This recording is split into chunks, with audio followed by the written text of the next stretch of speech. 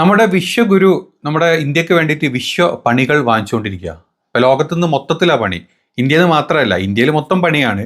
അതിന് പുറമെ ലോകത്തിന്റെ പല ഭാഗത്തുനിന്ന് വിശ്വവിഖ്യാത പണികളാണ് നമ്മുടെ വിശ്വഗുരു വാങ്ങിച്ചുകൊണ്ടിരിക്കുന്നത്.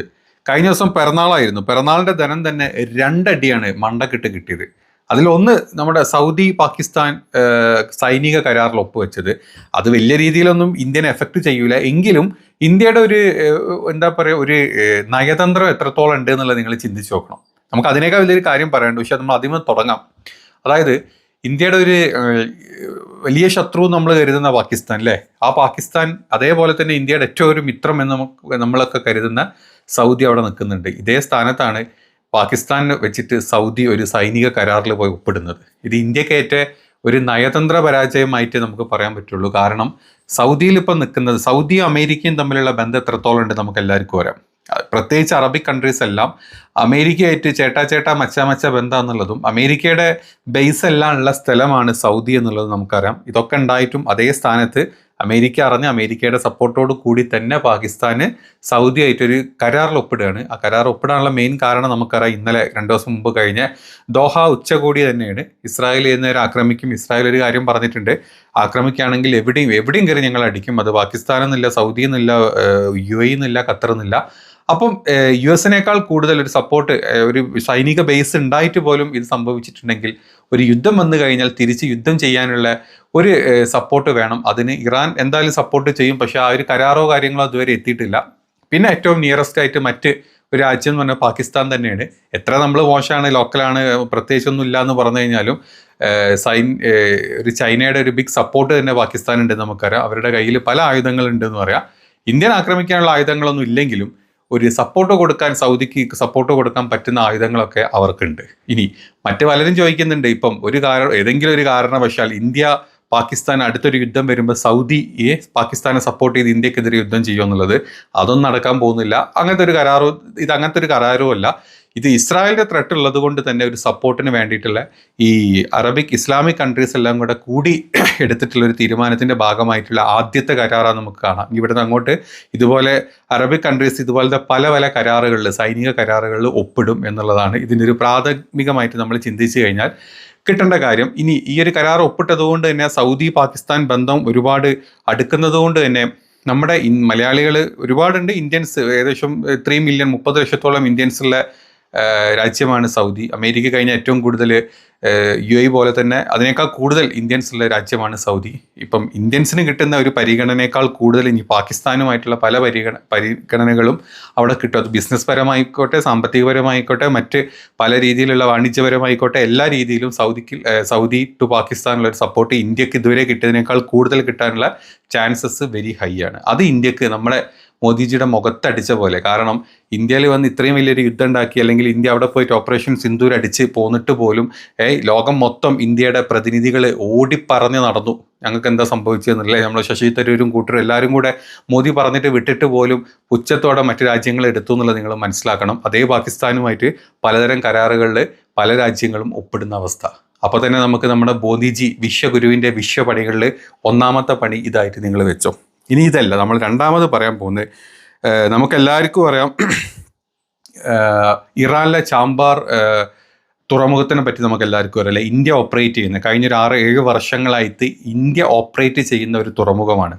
ഏകദേശം ഇന്ത്യ 120 മില്യൺ USD അവിടെ ഇട്ട് നമ്മൾ ഇൻവെസ്റ്റ് ചെയ്തിട്ട് വിപുലീകരിച്ചെടുത്ത ഇറാനിലെ ചാമ്പാർ തുറമുഖം 2018 മുതൽ ഇന്ത്യക്ക് പാകിസ്ഥാനുമായിട്ട്, അല്ലെങ്കിൽ പാകിസ്ഥാനിൽ നമുക്കറിയാം കറാച്ചിയുണ്ട്, മറ്റൊരു തുറമുഖമുണ്ട്. ഈ 2 തുറമുഖങ്ങളും ക്രോസ് ചെയ്ത് അവിടെ സമീപിക്കാതെ നമുക്ക് നേരിട്ട് എന്താ പറയുക ഇറാൻ തുറമുഖത്തിലെത്തി അവിടുന്ന് നമുക്ക് അഫ്ഗാനിസ്ഥാനും അതുപോലെ വെസ്റ്റ് ഏഷ്യയിൽ നിന്ന് മൊത്തം അവിടുന്ന് അങ്ങോട്ട് യൂറോപ്പിൻ്റെ അപ്പുറത്ത് നമ്മൾ പോവുകയാണെങ്കിൽ റഷ്യ, ഈ പറഞ്ഞ സ്ഥലങ്ങളിലേക്കെല്ലാം നമ്മൾ ചരക്ക് കടത്തുന്ന ഒരേ ഒരു തുറമുഖമാണ് നമ്മുടെ ചാമ്പാർ തുറമുഖം. അതായത് പാകിസ്ഥാനുമായിട്ടുള്ള ഡിപ്ലോമസി നമുക്ക് ഇല്ലാത്തത് കൊണ്ടും പാകിസ്ഥാൻ്റെ ഒരു തരത്തിലുള്ള നയതന്ത്ര ബന്ധങ്ങൾ നല്ലതല്ലാത്തത് കൊണ്ടും നമുക്ക് അവിടെ നമ്മൾ യൂസ് ചെയ്യാത്ത തുറമുഖങ്ങൾ. അപ്പം അതിനൊക്കെ വെല്ലുവിളിയായിട്ട് പാകിസ്ഥാൻ ഏറ്റവും കൂടുതൽ വെല്ലുവിളിയായിട്ട് കൊടുത്ത തുറമുഖമാണ് ചാമ്പാർ തുറമുഖം. ഇത്രയും കാലം ചാമ്പാർ തുറമുഖത്തിന് അമേരിക്കയുടെ ഉപരോധം ഉണ്ടായിരുന്നില്ല. 2018 ആ ഉപരോധത്തിന് വേവ് ഓഫ് ചെയ്ത്, അതായത് നമുക്ക് അവിടെ ഉപരോധം ഉണ്ടായിരുന്നില്ല അമേരിക്കയുടെ. അങ്ങനെ നമ്മൾ സുഗമമായിട്ട് നമ്മൾ ഓപ്പറേറ്റ് ചെയ്ത് നമ്മുടെ സാധനങ്ങൾ മാത്രമല്ല പല കമ്പനികളുടെ സാധനം ഇന്ത്യ ത്രൂ പാകിസ്ഥാൻ കട്ട് ചെയ്ത് നമ്മൾ ഓപ്പറേറ്റ് ചെയ്ത് മുംബൈയിൽ നിന്നും നമ്മൾ ഓപ്പറേറ്റ് ചെയ്തുകൊണ്ടിരുന്ന ഈ തുറമുഖത്തിന് ഈ മാസം 29-ാം തീയതി മുതൽ അമേരിക്ക ഉപരോധം ഏർപ്പെടുത്താൻ പോവുകയാണ്. അപ്പോൾ നമ്മൾ ആലോചിക്കൂലേ, അമേരിക്ക ഉപരോധം ഇറാനിലുള്ള ഒരു പോർട്ടിനെ ഏർപ്പെടുത്തിക്കൊണ്ട് ഇന്ത്യക്ക് എന്താണ് പ്രശ്നം? അവിടെയാണ് നമ്മൾ ഇതിനെപ്പറ്റി പഠിക്കേണ്ടത്. ഇന്ത്യക്ക് വരാൻ പോകുന്ന പ്രശ്നങ്ങൾ എന്ന് പറഞ്ഞു കഴിഞ്ഞാൽ വളരെ ഷോർട്ടായിട്ട് പറയുകയാണെങ്കിൽ ചെറിയൊരു കാര്യമല്ല, നമുക്ക് വലിയ രീതിയിൽ നമ്മുടെ ട്രേഡിനും നമ്മുടെ ഫിനാൻഷ്യൽ പല കാര്യങ്ങൾക്കും, പിന്നെ നമ്മൾ അവിടെ ഇൻവെസ്റ്റ് ചെയ്ത പൈസ, പിന്നെ നമ്മൾ ഇറാനും അമേരിക്കയും അതുപോലെ തന്നെ അഫ്ഗാനിസ്ഥാനും ഒക്കെ ആയിട്ടുള്ള നമ്മുടെ ഡിപ്ലോമസി, അവിടുന്ന് നമ്മൾ റഷ്യ ത്രൂ നമ്മളിങ്ങോട്ട് കൊണ്ടുവരുന്ന ക്രൂഡ് ഓയിലിൻ്റെ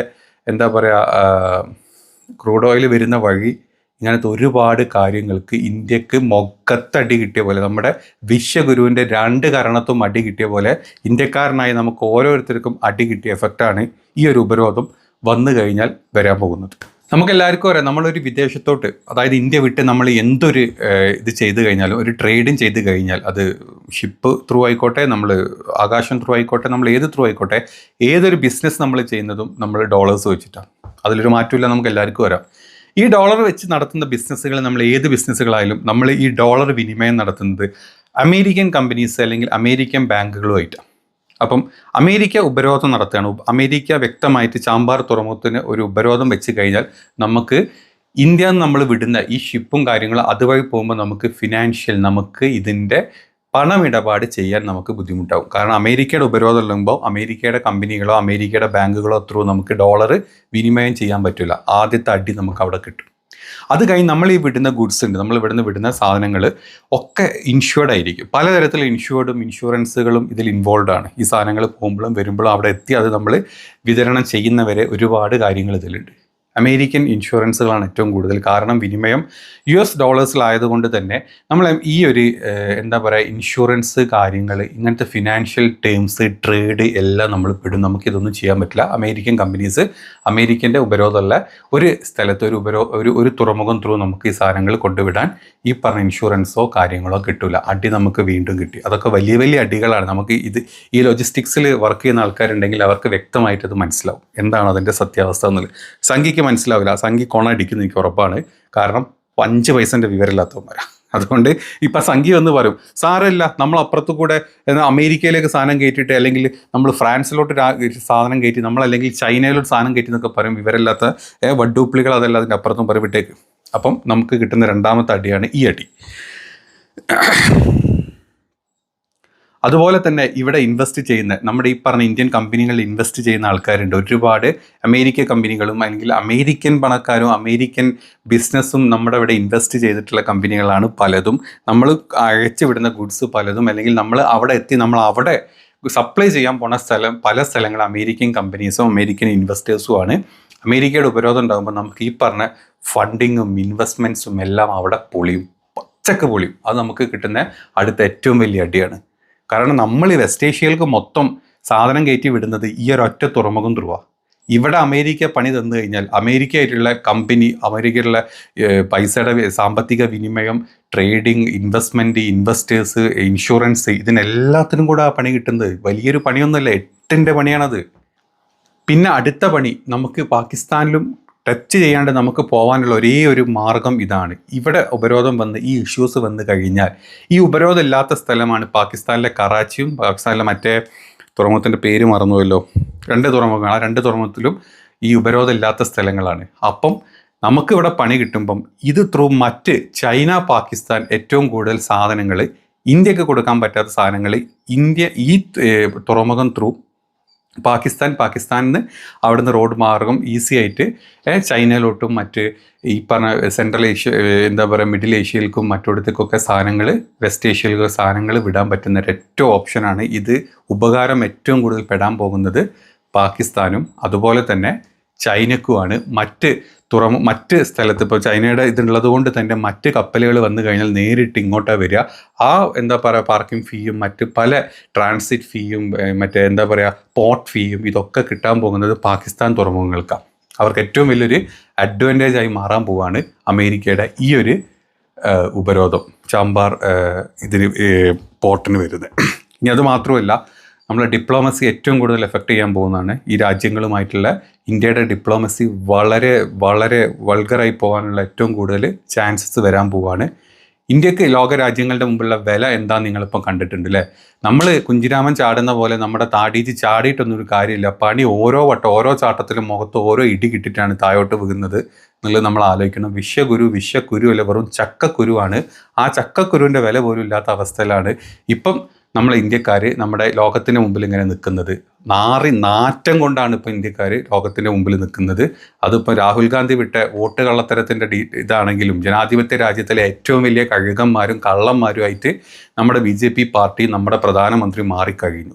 ലോകത്തിൻ്റെ മുമ്പിൽ മൊത്തം വെറും നാറ്റക്കേസായിട്ടാണ് ഇപ്പോൾ ഇന്ത്യക്കാർ നിൽക്കുന്നത്, ഇന്ത്യ നിൽക്കുന്നത്. അതിൻ്റെ കൂടെയാണ് ഈ പറഞ്ഞ ഡിപ്ലോമസിയിൽ കൂടെ കിട്ടുന്ന ഓരോ പണികളും നമുക്ക് കിട്ടുന്നത് അതിൻ്റെ ഭാഗമായിട്ടാണ്.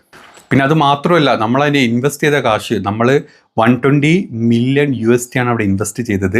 നമ്മൾ പോർട്ടിൻ്റെ വിപുലീകരണത്തിന് വേണ്ടി അടുത്ത വർഷത്തോടു കൂടി അത് $250 മില്യൺ ചെയ്യാനുള്ള പ്ലാനിങ് ഓൾറെഡി കഴിഞ്ഞിട്ടുണ്ട്. അതിൻ്റെ പണി തുടങ്ങാൻ നിൽക്കുന്ന സമയത്തും അല്ലെങ്കിൽ അതിൻ്റെ വിപുലീകരണത്തിന് സമയത്താണ് ഈ പണി കിട്ടിയത്. അപ്പോൾ നമ്മൾ അവിടെ ചെയ്ത ഇൻവെസ്റ്റ്മെൻറ്റ് ഒന്നും അല്ലാണ്ടായി തീരുകയാണ് കേട്ടോ. നമ്മൾ അവിടെ ചെയ്ത ഇൻവെസ്റ്റ്മെൻറ്റ് കാലിയാവാൻ പോവാണ്.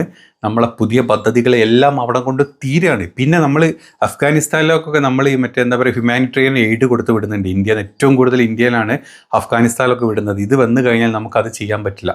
നമുക്ക് ആ ഒരു പോർട്ട് ത്രൂ അങ്ങോട്ട് കൊടുക്കാൻ പറ്റില്ല. അപ്പം അവിടെ ഏറ്റവും കൂടുതൽ അഫ്ഗാനിസ്ഥാനുമായിട്ട് ഈ സപ്പോർട്ട് വരാൻ പോകുന്നത് പാകിസ്ഥാനോ അല്ലെങ്കിൽ ചൈനക്കോ ആയിരിക്കും. അങ്ങനെ വന്നു കഴിഞ്ഞാൽ നമ്മുടെ ഡിപ്ലോമസിയാണ് അവിടെ തകരുന്നത്, അവരുടെ ഡിപ്ലോമസിയാണ് അവിടെ കൂടുതലായിട്ട് സ്ട്രോങ് ആവുന്നത്. പറയുമ്പോൾ വളരെ സിമ്പിളാണ്. പക്ഷേ ഒരു ഇന്ത്യ എന്ന് പറഞ്ഞ രാജ്യത്തെ, ലോകത്തെ 4ാമത്തെ സാമ്പത്തിക ശക്തി എന്നൊക്കെ പറഞ്ഞ് നമ്മൾ പറയുന്ന രാജ്യത്തിൻ്റെ ഏറ്റവും വലിയ ഫെയിലിയറാണ്. നമ്മൾ വിദേശ ഡിപ്ലോമസിയുടെ കാര്യത്തിൽ ഇന്ത്യ അട്ടർ ഫെയിലിയർ ആയിക്കൊണ്ടിരിക്കുകയാണ്. നമ്മുടെ പ്രധാനമന്ത്രി ടൂറ് മാത്രമേ നടക്കുന്നുള്ളൂ. ആരും ക്ഷണിക്കാണ്ട് നമ്മൾ കാശെടുത്ത് കോടികളെടുത്ത് ഓരോ രാജ്യത്ത് പോയിട്ട് ടൂർ അടിച്ച് അവിടെ പോയിട്ട് 4 ഫോട്ടോസിന് പോസ് ചെയ്ത് PR ചെയ്ത് അവിടുന്നും ഇവിടുന്നും ഫോട്ടോഗ്രാഫേഴ്സിനെ കൊണ്ടുപോയിട്ട് 4 പോസും ചെയ്ത് ഫോട്ടോഷൂട്ട് ചെയ്ത് വന്നിട്ട് അത് സംഘികൾക്ക് ഇട്ടുകൊടുത്ത് ഇവിടുന്ന് കൈയടിച്ച് എന്താ പറയുക, ഇത് വാങ്ങിക്കുന്ന മോദിജി വെറും മോങ്ങിജി ആണെന്നുള്ളതും അതിൻ്റെ കൂടെ മോങ്ങുന്ന മരപ്പൊട്ടന്മാരാണ് നമ്മുടെ സംഘികളുള്ളതെന്നുള്ളത് നിങ്ങൾ അറിയണം. ഈ കാര്യങ്ങളൊന്നും സംഘികൾക്ക് പറഞ്ഞാൽ മനസ്സിലാവില്ല. അതുകൊണ്ടാണ് ഇത് ഇത്രയും എക്സ്പ്ലെയിൻ ചെയ്യേണ്ടി വന്നത്. അപ്പം മനസ്സിലാക്കിക്കൊള്ളുക. ഇപ്പം ഇന്ന് നമ്മൾ കണ്ട 2 കാര്യങ്ങളുണ്ട്. ഇന്നലെയും മെനിയാന്നുമായിട്ട് നമ്മുടെ വിശ്വഗുരുവിൻ്റെ എന്താ പറയുക, ചക്കക്കുരുവിൻ്റെ ബർത്ത്ഡേൻ്റെ അന്ന് തന്നെ കിട്ടിയത് 2 അടിയാണ്, 2 മൂത്തും. ഒന്ന് പാകിസ്ഥാൻ സൗദി ആയിട്ടുള്ള കരാറ്, അതേപോലെ തന്നെ ഈ ചാമ്പാർ തുറമുഖത്തിലെ അമേരിക്കയുടെ അടുത്ത പണി. അത് പണി തരാനുള്ള മെയിൻ കാരണം ഇന്ത്യയാണ് ഓപ്പറേറ്റ് ചെയ്യുന്നത്.